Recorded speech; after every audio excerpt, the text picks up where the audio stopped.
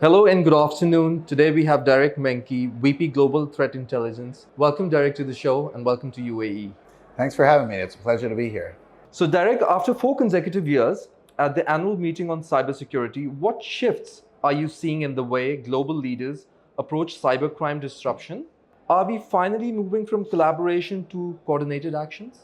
Yeah, I'm actually glad to say that we've seen significant progress in the last 2 years in particular, but certainly over the last 4 years. There's always been a lot of goodwill and initiative to be able to want to do coordinated action. It sounds like a great idea. In practice, it's difficult. And we found this out for 4 years of discussions, workshops with the World Economic Forum and the annual meeting on cybersecurity. Launching Cybercrime Atlas, Fortinet as a founding partner 3 years ago, we've learned this, right? And we've gone from a crawl to walk to a run stage where we've actually done initial mappings of cybercrime to coordinated action. And we've had 2 solid years now of actual operations, over 8 cross-border campaigns that have happened and occurred over 4 years. Sorry.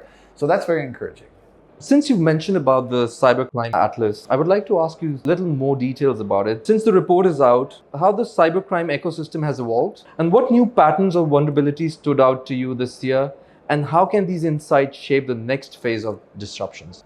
So it's very interesting. We're seeing converged crime. This is a new vulnerability, as you called it, a pattern that we're seeing. So it's more of that cyber physical, everything from the operational technology and critical infrastructure attacks happening from cyber crime, not just nation state APT groups. So we have this phenomenon happening of nation state APT and cybercrime groups that are converging together, but we're also seeing the human chain.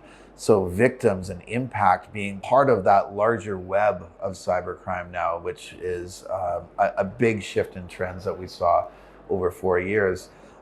The other thing is, so as we're mapping out that cyber criminal ecosystem, we're finding more crime services that are being fueled by weaponization of artificial intelligence. So this is AI-enabled cybercrime.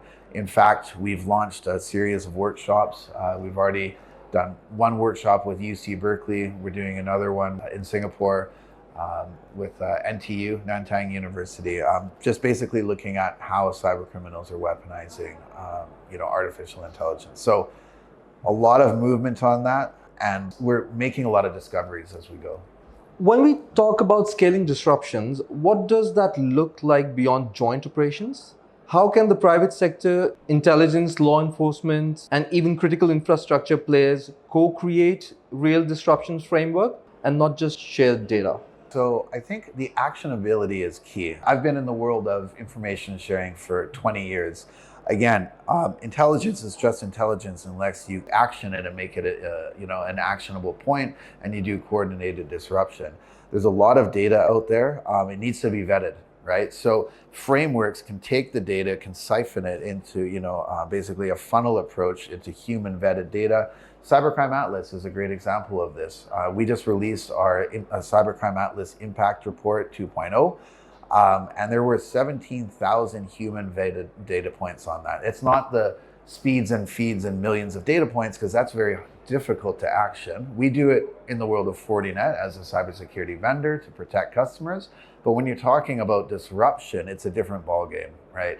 And so what we've been doing is basically human vetting those points, examining what are the best chances from those data points to actually go and disrupt. So it's a much different approach that's been very effective that way. If you look at the 3 pillars of Cybercrime Atlas, it's mapping first, so understanding that map, and then actually disrupting the map, right? So taking the map, disrupting those points, and then refining that, shaping it, we call, which is the 3rd pillar that we're entering into now, to better understand how effective our approach is, how we can do better operational workshops, training together. You had mentioned law enforcement. We did joint exercises with Europol, JCAT, which is a Joint Crime Action Task Force, Interpol Gateway. We had a room together with prosecutors, law enforcement officers, subject matter experts in the private sector together. That works, right? So it's not just a speed and feed, it's actual coordinated efforts. As we become more proactive in disruption, how do we balance speed with sovereignty and privacy, especially when the threat actors and the infrastructure cross multiple jurisdictions? This has been a sticky point in the industry for a very long time. As we know, you've probably heard the quote many times, cybercrime has no borders. Law enforcement doesn't like that quote actually, because they say there are borders. They're just human-made borders. It's about jurisdictions. And so this is where public and private partnerships on a global level are absolutely critical to do. Without that, you have these effective silos you create, pockets of information that's not shared. And we're not just dealing with cybercrime groups in one region, holistically operating in one region. We're dealing with cybercrime groups that are transnational in nature. And by the way, when we're mapping these groups, we're finding 100 different people plus in these organizations. So it's critical to have your regional operation desks and then a global forum connecting those desks. Interpol is a great example of this, an international organization. They work with NCBs, National Crime Bureaus. There's 193 member countries within Interpol. That's just law enforcement, but then you plug Fortinet and the private sector into that, the World Economic Forum, and you really have that global stage. That's key. It's these operational cells that you work in. So, looking ahead, if you could set one global moonshot goal for the next decade in the cybercrime disruption, what would it be? And what kind of a collaboration model would it take to get there? So my moonshot goal, so this goes back to disruption. If you look at the estimations, and we work to estimate this just from our numbers, from Cybercrime Atlas numbers and the World Economic Forum together, it's exponential growth happening right now. So the cybercriminal ecosystem is estimated about $11.5–12 trillion US currently today in 2025. By 2027, that estimation skyrockets up to about 27 trillion. So the moonshot that I have is how can we curb that growth, not get to that 27 trillion number, because time is essential right now, and to really flatten that growth, to take the wind out of the sails of cyber criminals. That's the moonshot. You have to cripple the economy. You have to go right to the source on the dark web and completely dismantle those networks. That's a moonshot that takes all hands on deck, I would say. Since you mentioned about the World Economic Forum, I'd like to frame this question in a way like this is your 4th year with World Economic Forum annual meeting on cybersecurity. What continues to draw you back, and how has your purpose evolved as the event itself expands into the Global Future Council framework? Yeah, so it's my 4th year at the World Economic Forum annual meeting on cybersecurity.